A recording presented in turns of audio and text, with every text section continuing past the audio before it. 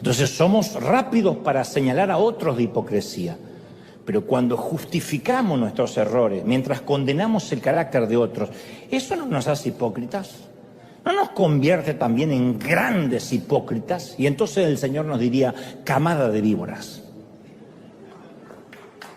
Camada de víboras. Legión de serpientes. Todos pecamos y herimos a la gente. Yo hiero a la gente, tú hieres a la gente. Todo lo hacemos porque somos iguales.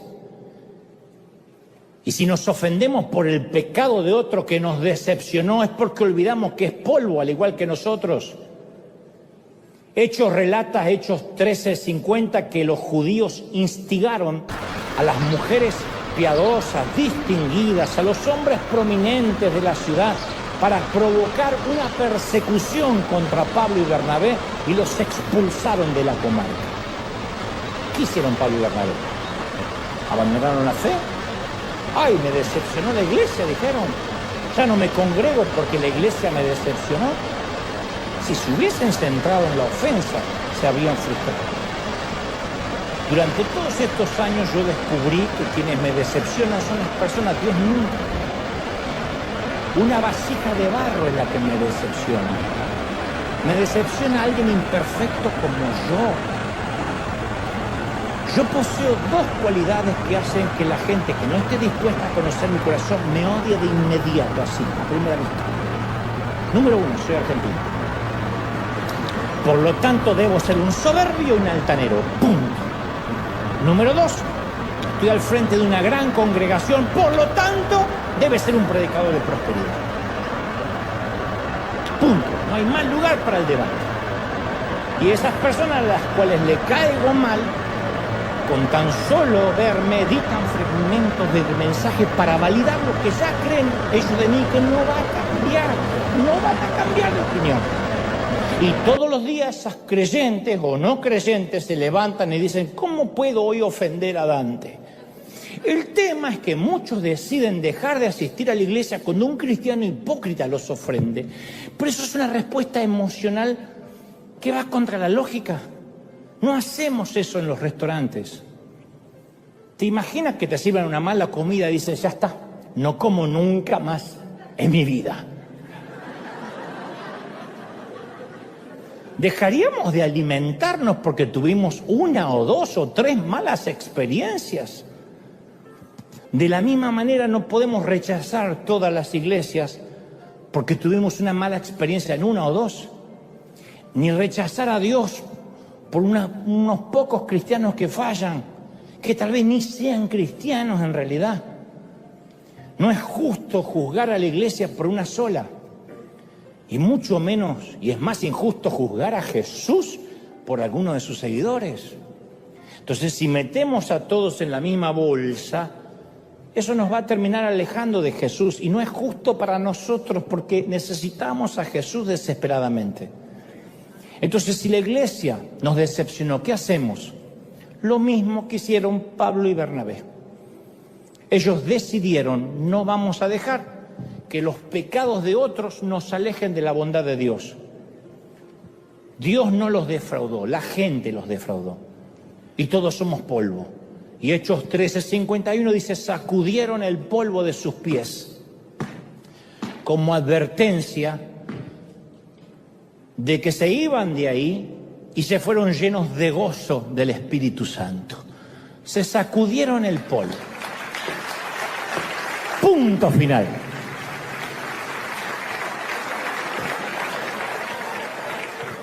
Yo no estoy minimizando el hecho de que te hayan lastimado. Puede que eso te haya hecho retroceder muchos casilleros. Puede que te haya costado muchos años, que te haya robado la inocencia, que te haya causado profundo dolor. La gente puede ser muy cruel. El dolor puede ser insoportable. Pero Dios quiere que sigas adelante y mejores. Hoy mismo tenemos que sacudirnos el polvo de lo que haya pasado.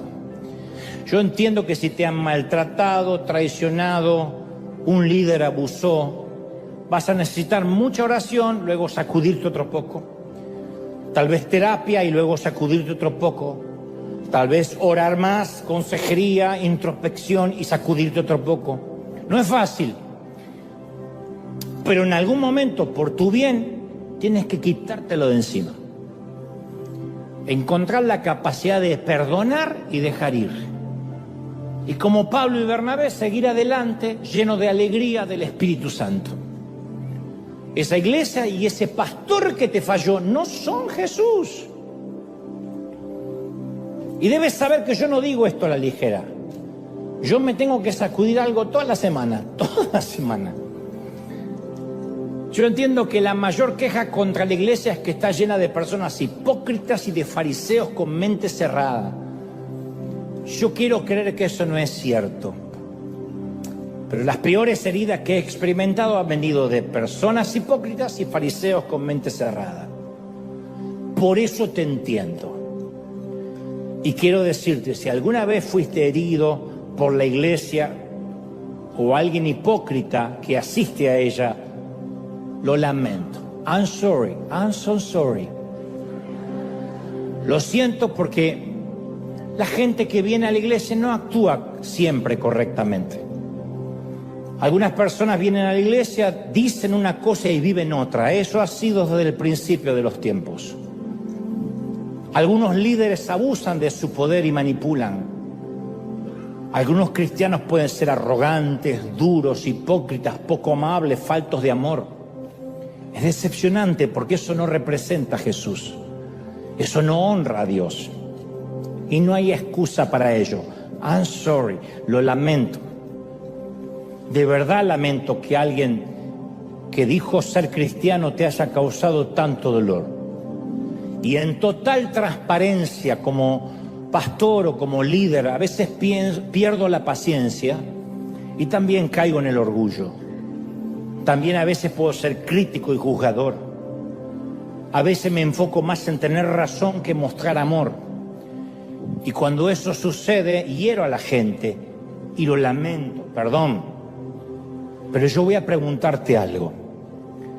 Si fuiste lastimado por la gente y eso te llevó a perder tu fe en Jesús, ¿no es posible que tu fe estuviera puesta en la gente en lugar de haber sido puesta en Jesús? ¿No será que confiaste más en una persona imperfecta en lugar de confiar en un Salvador perfecto? Yo puedo animarte hoy a que pongas tus ojos en Jesús y nunca te va a decepcionar. Las personas pueden fallarte, Jesús no. Nunca, jamás.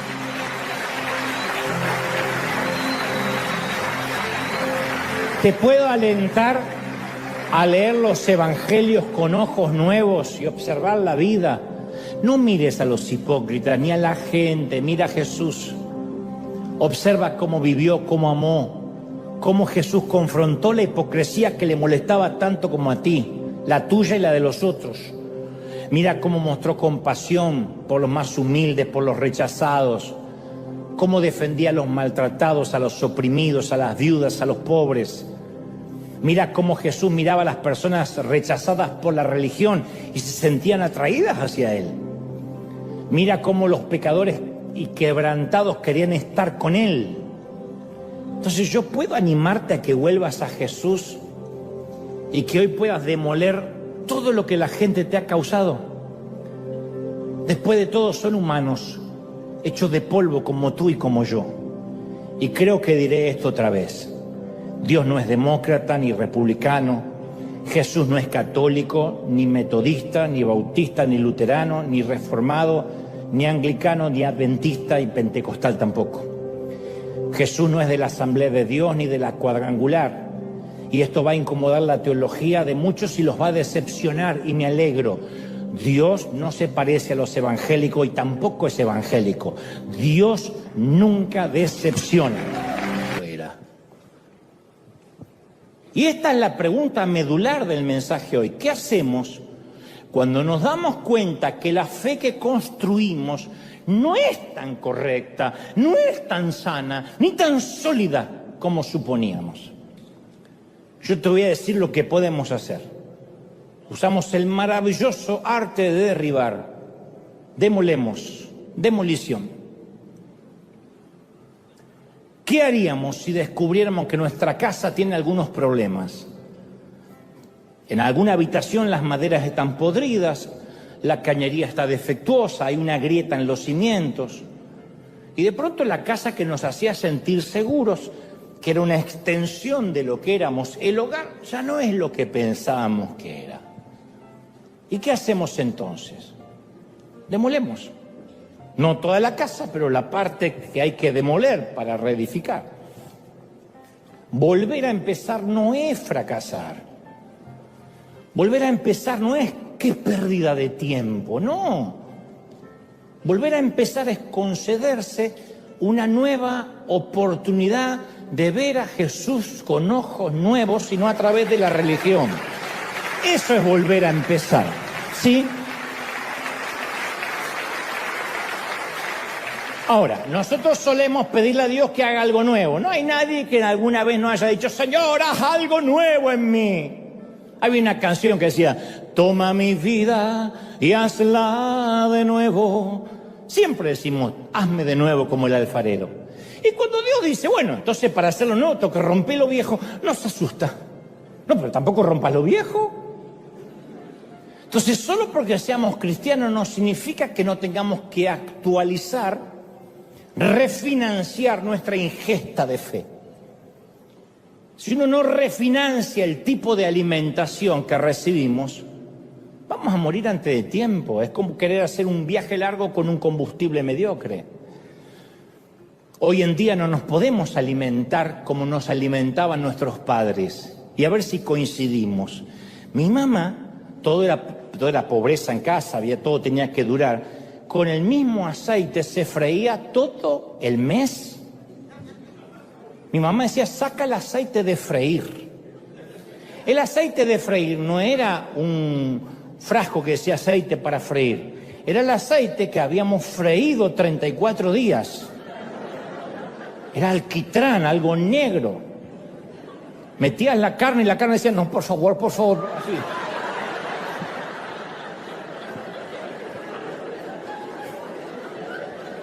No salía empanizada, salía embarrada la carne. Aceite en cantidad industrial, fritura, así. Se comía y era lo que había, no había alimentos transgénicos, ni orgánicos, nada. Hoy en día las enfermedades han ido aumentando.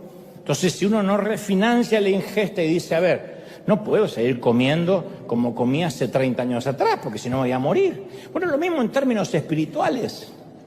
Y muchos de nosotros creemos que Dios nos dé algo nuevo, pero no les permitimos que arrebate lo viejo. Queremos quedarnos con lo viejo, pero queremos lo nuevo. Y no se puede traer muebles nuevos si están los modulares viejos. Jesús dijo en Marcos 2:22, nadie echa vino nuevo en odres viejos. Porque el vino nuevo rompe el odre, se pierde el vino, se pierden los odres.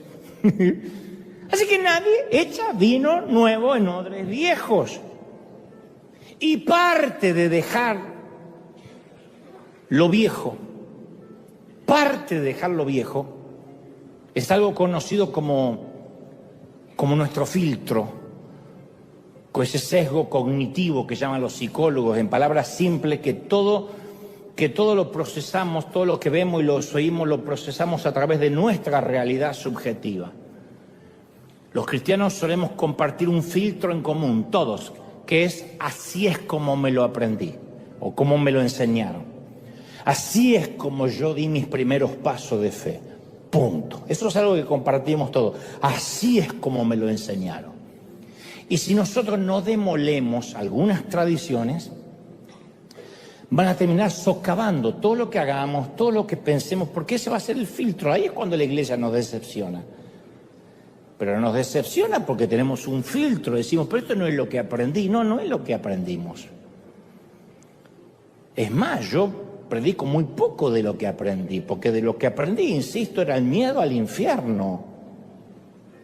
Así se predicaba en las plazas cuando yo era chico. ¡Arrepiéntate! Como en los días de Sodoma y Gomorra. Y había un loco que gritaba así, la gente decía, Satanás, y se iba. en el amor, en la ecuación no había amor. Yo no digo que el infierno no sea real, lo que digo es no podemos meter a la gente a la iglesia por miedo a lo que hay afuera.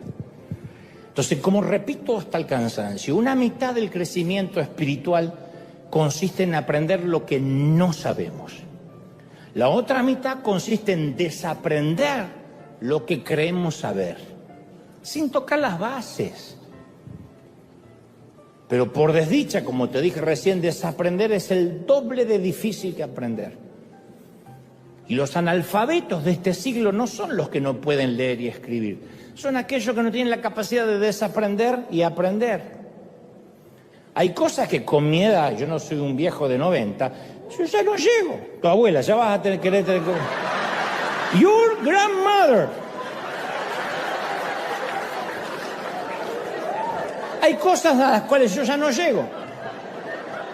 No, pero hay cosas que yo ya no puedo desaprender. No puedo. En términos de la vida, no en términos de la Biblia. Hay cosas que ya tienen que ver con mi edad. Me cuesta ver ciertas películas actuales porque no las entiendo. Y no es que necesariamente son películas torpes o idiotas. Es que a lo mejor yo estoy acostumbrado a otro tipo de cinematografía. Tengo recuerdos del recuerdo. A veces cometo el error de decir, quiero que vean esta película que está buenísima, que de chiquito, y a los 10 minutos me da vergüenza de lo que veía cuando yo era chiquito. Pero una vez que uno quiere aprender algo, ya no quiere desaprenderlo. Una vez que creemos algo, ya no queremos no creerlo. Entonces es más difícil sacar de la mente viejos pensamientos que poner pensamientos nuevos. Y ese es el desafío que enfrentó Jesús. Si uno analiza las enseñanzas de Jesús, vamos a ver que su objetivo principal era la demolición. El sermón de la montaña fue demoler y demoler y demoler. Demoler el viejo aprendizaje. Ustedes han oído que se dijo, mas yo digo. ¡Ay! Terrible. Estaba diciendo, derribemos creencias incorrectas para construir nuevas creencias que son verdad. Estaba desinstalando conceptos viejos con verdades nuevas. Pero es más fácil, oigan esto, encontrar algo incorrecto en lo nuevo que admitir que hay algo incorrecto en la vieja manera de hacer las cosas. Lo nuevo siempre tiene algo de incorrecto, pero ¿y lo viejo no tiene cosas incorrectas? Claro que sí. Pero decimos, es que yo soy fiel a la senda antigua. No, somos fieles a la cultura, no a la senda antigua. La fidelidad no consiste en defender una cultura. La fidelidad es la valentía de repensar, de demoler lo que haya que demoler, de ser autocríticos. Entonces es muy de sabios encontrar el valor de examinar nuestras creencias. A ver, ¿yo cómo nací? ¿En qué creo? Verificando si lo que yo creo se alinea con la palabra de Dios. Porque si me enseñaron que la enfermedad, desde un resfrío hasta un cáncer, es el producto de la desobediencia, de un pecado, voy a sufrir cuando me enferme, así me agarra un catarro. Entonces eso hay que desinstalarlo. Porque no puede haber resurrección sin muerte. Y no se puede reconstruir la fe sin antes demoler las creencias heredadas. Salomón dijo, hay un tiempo de derribar y hay un tiempo de edificar. ¿Por qué diría que hay un tiempo de derribar? Porque hay que derribar cosas. Para el crecimiento hay que derribar. Hay un momento que hay que sacar los pañales de casa. Y a menos que tenga un problema degenerativo o un problema de desarrollo, el niño va a dejar los pañales y eso es sano. Hay un momento que hay que sacar la cuna de la casa. Ya no duerme más en la cuna. Puede tener 40 años y dormir en la cuna. Se fue. Entonces, a veces asumimos que todas nuestras creencias provienen de la Biblia, pero probablemente heredamos creencias de otras personas, del primer pastor que tuvimos, de la cultura, y asumimos que provienen de la Biblia. Entonces nunca tenemos que perder de vista que somos personas imperfectas que aprendemos de otras personas imperfectas. Lo que yo digo acá no es infalible, porque yo soy imperfecto. Yo te digo lo que creo, Dios me dijo que te diga. Cada uno tendrá su tamiz, su colador y retendrá lo bueno. No te gusta el chiste de suegra, lo dejas pasar, pero no por eso te vas a apartar de Dios. No son buenas las suegras, pero no por eso te vas a apartar de Dios. El tema es que un día empezamos a ver a Jesús con ojos nuevos. Y nos damos cuenta, por ejemplo, que durante años, vemos a Jesús con ojos nuevos y nos damos cuenta que durante años fuimos parte de una congregación que nos manipulaba para sacar dinero.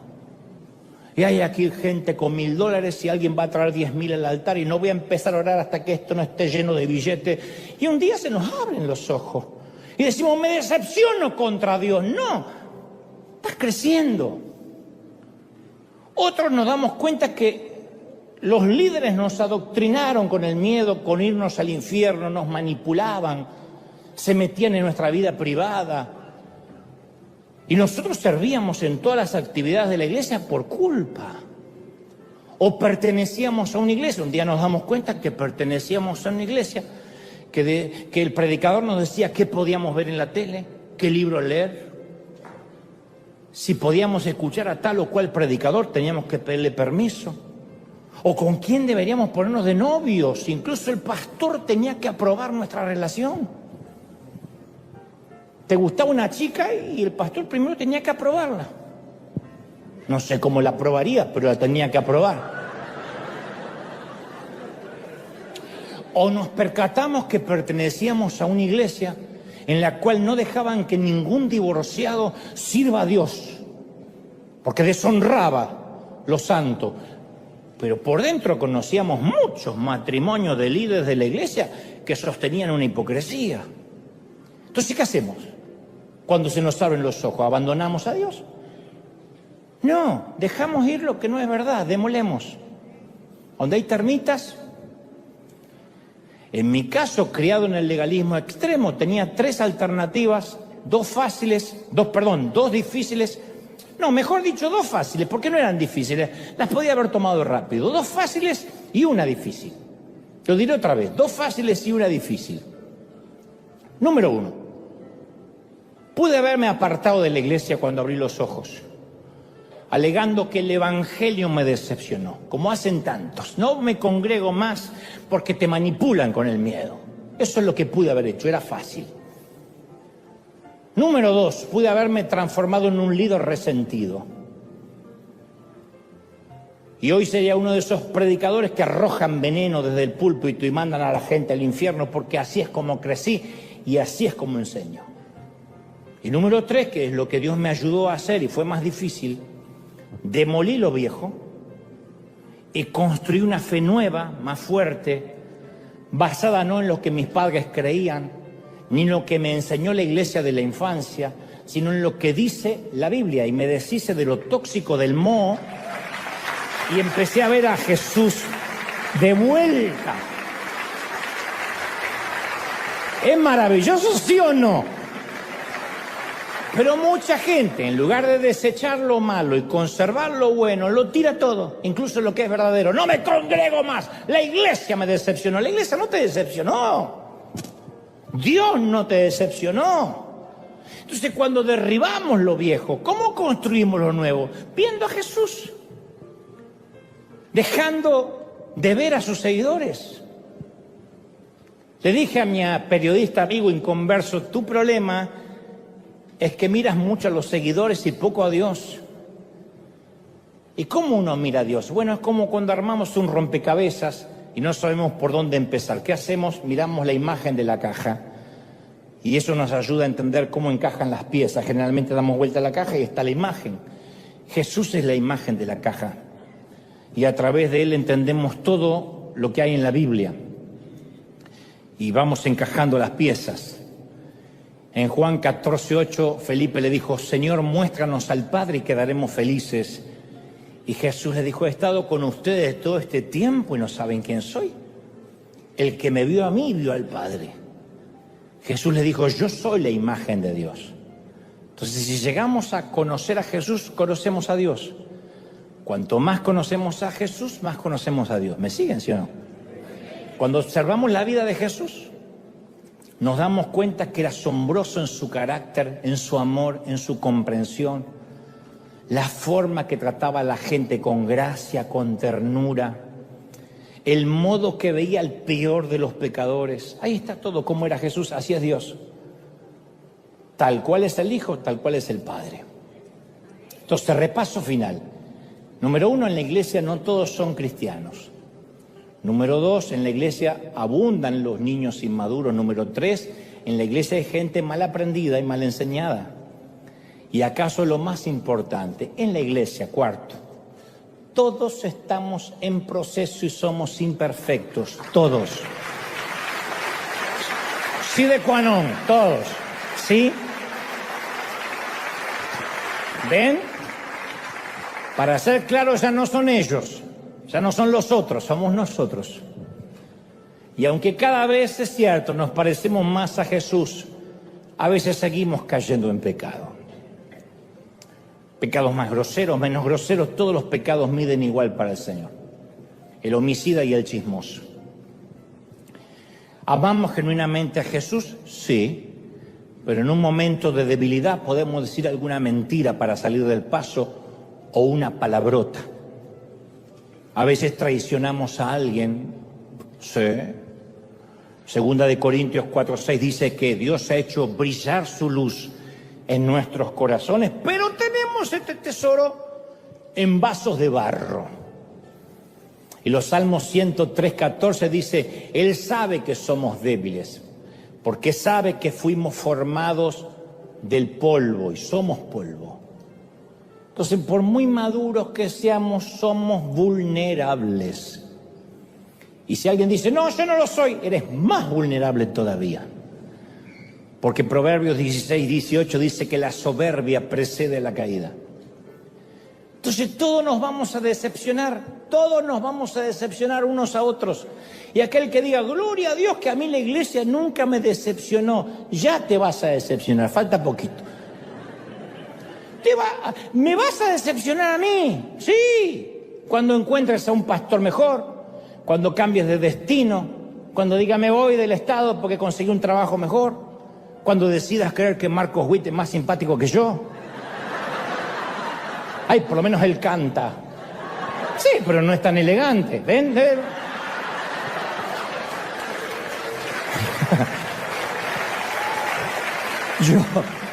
Yo también voy a decepcionarte si algún día termina mi asignación, si Dios me hace partir a otro destino.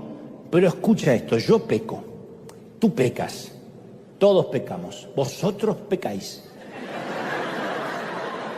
Solo que tenemos la manía de ver los pecados ajenos y por eso nos decepcionamos. Alguien hace una mala maniobra en el tránsito, en el freeway, en la ruta, y casi hace que nos estrellemos. ¿Qué decimos? Una de dos, o es un imbécil o va mirando el celular, o es un chinito, pueden ser tres. Pero supongamos que alguien nos toca bocina porque nosotros hicimos una mala maniobra. ¿Qué decimos?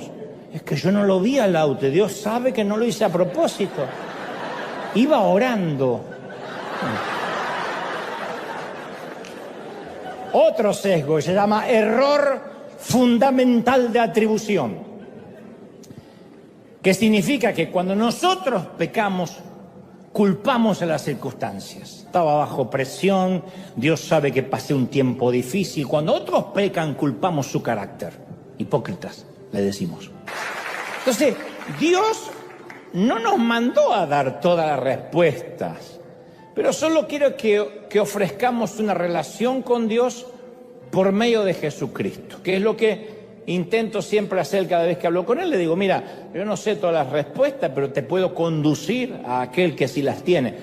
Y esa relación con Jesucristo es la respuesta a todas nuestras preguntas, que algunas las vamos a saber de este lado de la eternidad y otras las vamos a conocer del otro lado del sol. Pero durante años hemos estado ofreciendo lo que no debimos haber ofrecido nunca. ¿Qué es eso? Respuestas que no podemos dar. Y hemos dicho, por ejemplo, si estás enfermo es porque algo habrás hecho, tienes que confesar algo oculto, por eso esa enfermedad no se va. Y eso es una respuesta torpe, porque yo he conocido gente muy piadosa, muy temerosa de Dios, que ha luchado o ha bregado con una enfermedad durante toda su vida, o confinado a una silla de ruedas, o en el peor de los casos a un tumor, a la diabetes, sujeto a diálisis, etc.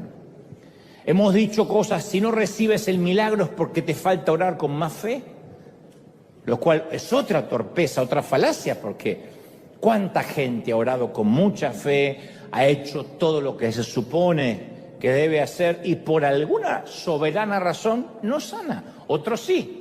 Yo creo en la sanidad divina, pero hay otros que no, otros tantos que regresan frustrados a casa después de una noche de milagros, por ejemplo.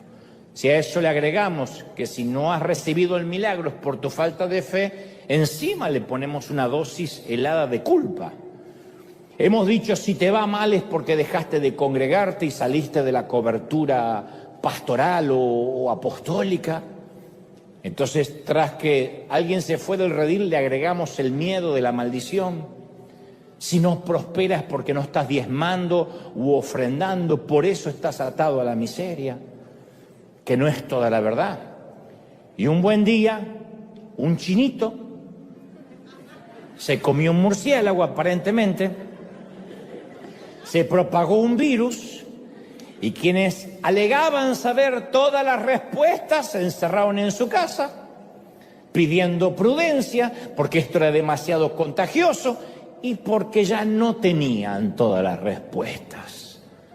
No pudieron decir: el COVID te agarra por falta de fe, te contagiaste de este virus porque no oraste lo suficiente, porque hay una virgencita oculta en el cajón. Se nos acabaron las respuestas. Obviamente yo no estoy juzgando la prudencia ni las asepsias sanitarias que en su momento todos estuvimos obligados a tomar. Pero fue decepcionante cuando la gente notó que quienes decían tener todas las respuestas, ahora también tenían muchas preguntas y por sobre todo muchísimo miedo. Entonces la gente decía: ¿y dónde están ahora los hacedores de milagros? ¿Dónde están ahora los que proclamaban que Dios hace cualquier milagro? Sí, hubo 2 o 3 reprendiendo el virus del COVID, pero el COVID duró lo que Dios permitió que dure. Y mi académico amigo, que además está muy decepcionado con la religión organizada, y no es un ignorante que le dijeron, que le contó una comadre, es un tipo que estudia, ha estudiado todas las religiones para compararlas. Me dijo una dolorosa frase que devino o que de alguna manera motivó el mensaje de hoy. Él me dijo: yo creería más en Dios si conociera un poco menos a alguno de sus seguidores. Mi problema no es con Dios. Y cuando hablo de sus seguidores incluyo a todos, la Iglesia Católica, la Iglesia Protestante. Dijo: mi problema son algunos rabinos, algunos curas y algunos pastores. Y los filigreses, por supuesto, de cada grey, ¿no? Entonces, en ese entonces me di cuenta que este gran periodista no está solo en su frustración, no está solo en su desencanto. Hay mucha gente que no quiere saber nada de Dios debido a que alguno de nosotros, cristianos, consciente o inconscientemente, lo vacunamos contra ese mismo Dios que pregonamos. La religión vacuna a la gente contra Dios. Y como suelo explicar a menudo, y repito una vez más, las vacunas están hechas con el mismo virus atenuado al que se quiere combatir. Y ese anticuerpo recibe el nombre de inmunización. En palabras simples, para combatir el sarampión nos dan una dosis pequeñísima de sarampión. Eso genera el anticuerpo. Entonces, cuando el ateo recibe una dosis exagerada de nuestras doctrinas y una dosis muy atenuada, muy pequeña de un Dios real, se inmuniza contra Dios. Va a la Iglesia Católica y no encuentra a Dios. Va a la Iglesia Evangélica y no encuentra a Dios. Entra a una sinagoga y no encuentra a Dios. Se encuentra con religiones, con ritos, con doctrinas, con lo que hay que hacer y lo que hay que dejar de hacer. Pero mi amigo, el periodista, insisto, no está solo en su desilusión. En los últimos años y especialmente luego de la temida pandemia, mucha gente se alejó de Dios y desertó de su fe a causa de sentirse decepcionado con otros cristianos o con la iglesia. Nunca ha habido un exilio tan grande de creyentes como fue luego de la pandemia. Mucha gente nunca más regresó. De hecho, aquí mismo en River hay gente que nunca jamás volvimos a ver. Se renovó, yo creo que más del 60% de la congregación.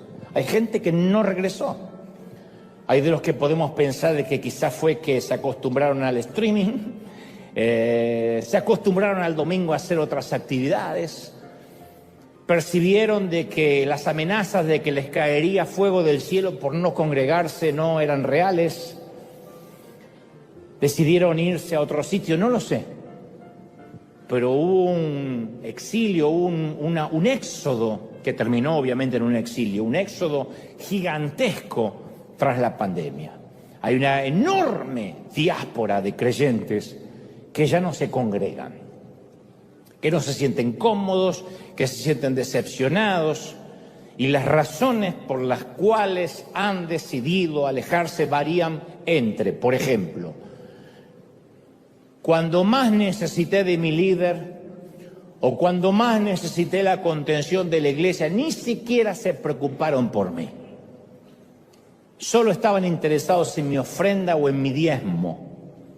Pero nadie me llamó, nadie me visitó, ni hablar del que tuvo que despedir a un ser querido por el COVID y no tuvo la contención de la iglesia por normas legislativas o por desdén, no lo sé. Otros dicen, cuando me enteré que mi pastor tuvo problemas morales, o ni siquiera problemas morales, problemas en su matrimonio, yo ya no pude confiar en el Dios que él predicaba. O cuando me enteré que el pastor tenía problemas de rebeldía con sus hijos, supe que todo era una farsa. Otros dicen, yo crecí en la iglesia, pero después de ver cómo actúan algunos creyentes en las redes sociales, decidí que estoy mejor afuera. Hasta los inconversos son más respetuosos que algunos creyentes. Alguien me escribió hace relativamente poco y me dijo, mi padre nos crió de una manera rígida y nos obligaba a ir a la iglesia y a leer la Biblia todas las mañanas, y un día descubrimos que tenía una doble vida. Así que me fui. Cuando digo una doble vida, no es que se vestía de Batman y salía a combatir el crimen, obviamente, ¿no? Así que me fui de la iglesia, dice esta señorita, porque me di cuenta que todos, incluyendo mi padre, son unos hipócritas. Alguien más dice, yo admiraba a mi líder de jóvenes hasta que salió a la luz que no vivía la vida que él mismo decía que todos debíamos vivir.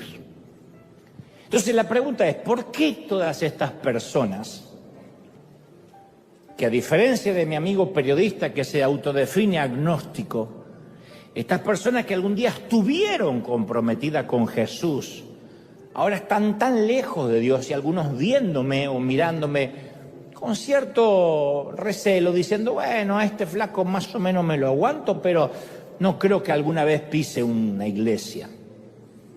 Como tantos fueron desilusionados, no por Dios, fueron desilusionados por otros creyentes, por otros cristianos.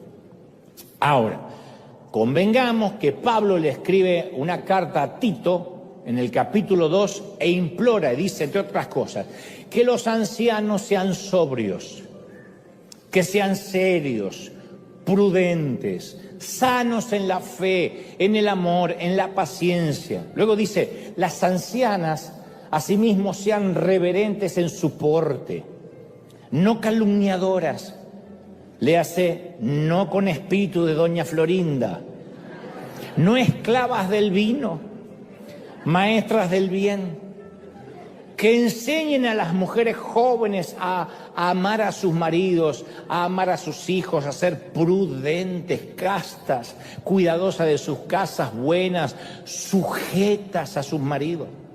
No como esa que dijo, sujeta, le va a quedar así, si me falta el respeto. Sujetas a su marido. Y luego dice Pablo, esto quiero llegar, dice Pablo, le dice Tito, para que la palabra de Dios no sea blasfemada. Entonces sí hay un efecto colateral, donde el mal testimonio termina implicando la palabra de Dios, para que la palabra de Dios no sea blasfemada. Y continúa, porque él no deja ningún estrato de edad fuera, dice Pablo, exhorta a los jóvenes que sean prudentes, presentándote tú, Tito, en todo como ejemplo de buenas obras, mostrando integridad, entereza, seriedad, de modo que el adversario se avergüence, ya dice otra vez, y no tenga nada malo que decir de vosotros. Esto coincide o es coincidental cuando la palabra dice, bienaventurados cuando hablen mal de ti, mintiendo, no diciendo la verdad. O sea, que el diablo no tenga nada para decir de ti, lo dice Pablo. En otras palabras, a través de los años hemos hecho caso omiso de estos consejos, y es por esa razón que mucha gente todos los días se aleja más de Dios, porque nos miran a nosotros y nosotros vamos a ser la única Biblia que algunos lean en toda la vida. Nuestros vecinos, la única Biblia que van a leer es nuestro comportamiento, si sacamos la basura correctamente, si saludamos. La única Biblia que van a leer algunos compañeros de trabajo es nuestra llegada temprano, nuestra ida cuando tengamos que irnos, nuestra manera de tratar a las autoridades. Somos una Biblia andante para mucha gente, un testimonio andante. Pero este mensaje no se trata de testimonio, lo que quiero hoy avanzar es en esto. Tenemos que estar conscientes que en lugar de ser conocidos por nuestro amor, en esto conocerán que sois mis discípulos, que os améis unos a los otros, dijo el Señor. Así nos mandó, es un mandamiento. Tenemos que estar conscientes que en lugar de ser conocidos por nuestro amor, sus seguidores, hoy en día somos más conocidos por todo lo que odiamos, por todo lo que desaprobamos, por todo aquello a lo que nos oponemos. Y nos conocen como críticos, segregacionistas, odiosos a veces. Es el común denominador. Esta no es una mentira del diablo. Esto es lo que hemos mostrado en los últimos años y más con la pululación de las redes sociales. La red social es la punta del iceberg, es apenas lo que se ve, hay mucho más debajo. Jesús nos mandó a amar a nuestros enemigos, pero algunos creen que pecado es lo que se hace y no lo que se escribe. Hay gente que considera que pecado es todo aquello que tiene que ver con lo que hago y no con lo que escribo o digo. Tratando de buscar una explicación por qué hay tanta impunidad e inmunidad en las redes, donde tantos cristianos atacan con odio y sin piedad al que piensa diferente, con odio. Vas a arder en el infierno, pero no solo a mí, a todo el mundo, a cualquier predicador, a cualquiera, vas a arder en el infierno, hijo de Satanás, hijo de Belcebú, perro. A mí me dicen perro mudo. Y eso que hablo, Jesús nos enseñó a ser pacificadores. Pero cuando uno sabe que hay un grupo de cristianos que van a protestar a una plaza pública en cualquier país en contra del aborto o contra el matrimonio igualitario o contra la inclusión de género, vamos a ver un grupo que expresa un antagonismo visceral, que gritan, que reprenden demonios, y si se le para a alguien que defiende el aborto enfrente, la atacan con todo tipo de epítetos o palabrotas descalificativas. Jesús dijo que aquel que esté libre de pecado puede tirar una piedra, el que esté puro, impoluto. Pero nos consta que hay ministerios completos que se dedican a desenmascarar gente, según ellos, a arrojar piedras a cualquiera que se atreva a pensar diferente. Y a todo esto se le suma que los evangélicos tenemos la costumbre de pelear por quién tiene la verdadera franquicia. Menos mal que Dios no nos confió en McDonald's a nosotros, menos mal. Porque serían todas hamburguesas diferentes. Y decimos, no, en aquella iglesia tienen una versión de la Biblia errónea. Leen la NBI y hay que leer. Todo el mundo sabe que Dios quiere que leamos la Reina Valera. ¿Quién dijo? No, en aquella iglesia tienen un estilo de música que no le agrada a Dios, porque hay gente que sabe qué estilo de música le agrada a Dios. Allá tocan rock, que es lo que Dios detesta. No, lo detesta este, que está viejo, no Dios. Aquel pastor abusa de los chistes de suegra cuando predica, por eso Dios no lo bendice. En aquella iglesia no hacen énfasis en el evangelismo, por eso no crecen. Entonces alguien se encuentra con una iglesia que evangeliza mucho y dice, sí, pero no hacen seguimiento. No veo que consolidan a la gente, no practican el discipulado. Que por cierto, esos expertos en hacer iglesia suelen ser los mismos que no conocen el nombre del vecino inconverso que vive al lado.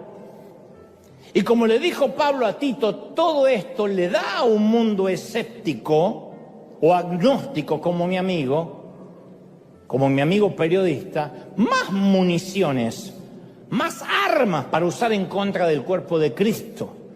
Y dicen frases dolorosas como, yo conocería más a Dios si conociera un poco menos a sus seguidores. Ahora, yo no quiero hablar mal de los seguidores, porque todos somos seguidores de Cristo. Pero no obstante, este es el punto, posiblemente seas parte de ese enorme grupo de desilusionados por la iglesia. Entonces quiero decirte que no estás solo. A Jesús tampoco le gustaba que la gente dijera una cosa y viviera otra. De hecho, lo confrontaba, le molestaba bastante y por eso lo confrontaba cuando él veía esa gente que nos desilusiona, a nosotros también lo desilusionaba a Jesús. Jesús reprendió al menos en la palabra 7 veces a los líderes religiosos que decían vivir en santidad, pero que eran en realidad egocéntricos, petulantes, escondían un odio solapado. Y en una de esas reprensiones en Mateo 23, 27 le dice, ¡ay de ustedes! ¡Ay de ustedes! ¿Qué palabra es esa? ¡Ay de ustedes! Cuando mi mamá decía, ¡ay de ti, Dantecito! Yo sabía que estaba condenado al escobazo, yo ya sabía. Y Jesús decía, ¡ay de ti! ¡Ay de ustedes! Escribas, fariseos, hipócritas. Hipócritas eran los actores que podían cambiar de máscara en el teatro griego y él usó esa palabra para exponerlos, mostrarle los hilos del espectáculo que estaban montando. Hipócritas que son semejantes a tumbas blanqueadas. Por fuera están luciendo hermosos, por dentro están llenos de huesos de muertos, pútridos, de líquido cadavérico, de inmundicia. Así usted también, que por fuera quieren parecer justos delante de los hombres, por dentro están llenos de hipocresía, están llenos de iniquidad. Así les predicó el Señor. Él sabía que eran pecadores, pero le exasperaba el constante intento de estos tipos de encubrirlo y barnizar el exterior con un exterior falso. Entonces Jesús siempre mostraba una gracia infinita para cualquier pecador que buscaba perdón. Nunca vamos a ver a Jesús enojado con una prostituta, o enojado con un ladrón, con un cobrador de impuestos en aquel momento, o enojado con un pagano, ni con un centurión. Nunca. Nunca perdía los estribos por muy pecador que fuera el que estaba enfrente de él. Pero tenía tolerancia cero para los hipócritas. A los hipócritas es como algunos ven los argentinos, como el chicle, ni lo escupen ni lo tragan. Y por si alguno queda con alguna duda diciendo, bueno, a lo mejor Jesús tuvo un mal día, les dijo serpientes. camada de víboras. ¿Cómo creen que van a escapar del juicio del infierno? Con razón lo llevaron a la cruz. Entonces, si alguna vez, esto es lo que quiero dejar claro, te sentiste frustrado, decepcionado, asqueado por cristianos que dicen una cosa y viven otra, Jesús entiende completamente tu sentir. Bienvenido a la vida fariseica. Él lo vio y lo asqueó. De hecho, Jesús condenó la hipocresía de manera contundente, como no condenó ninguna otra cosa, ningún otro pecado, al menos de esa manera explícita. Y como suelo decir, en cualquier mensaje, a mí no me gusta que nos quedemos solo con el diagnóstico o con la patología, sino que también me gusta avanzar con la terapia. Me gusta que se vayan felices, no que digan, sí, la verdad que somos todos unos hipócritas. Me gusta que se vayan, no felices, pero esperanzados de que hay cura, de que hay sanidad. Entonces, dicho esto, hay 4 puntos que me gustaría que veamos juntos. En primer lugar, por nuestra salud mental, por nuestra salud emocional, tenemos que entender que no todos los que asisten a una iglesia son cristianos. Y esta palabra va para los que están desilusionados con algunos cristianos o desilusionados con algunos líderes. Ni siquiera todos los líderes de iglesias son cristianos. Porque venir a los servicios no nos hace cristianos, ni tener estudios bíblicos, ni bautizarnos, ni adorar, ni predicar nos hace necesariamente cristianos. Así lo describe Tito capítulo 1 versículo 16. Profesan conocer a Dios. Profesas el arte de predicar. Predican conocer a Dios, pero sus hechos lo niegan. Hablan de Dios, pero sus hechos, su vida, los expone. En la parábola de Jesús a las cabras y a las ovejas en Mateo 25:31, vemos que tanto las ovejas como las cabras responden al rey con la misma pregunta: Señor, ¿cuándo te vimos preso, desnudo o hambriento? Pero nota que dicen Señor.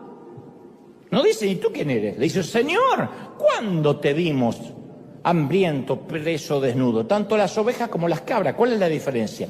Las ovejas mostraron evidencia de la obra de Jesús en sus vidas, mientras que las cabras no lo hicieron, pero ambos reconocieron a su Señor. Entonces, en primer lugar, no todos los que nos decepcionan son necesariamente cristianos.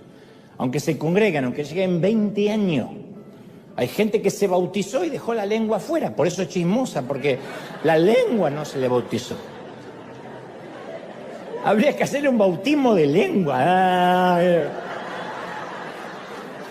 Bautizar en un vaso. Y sí.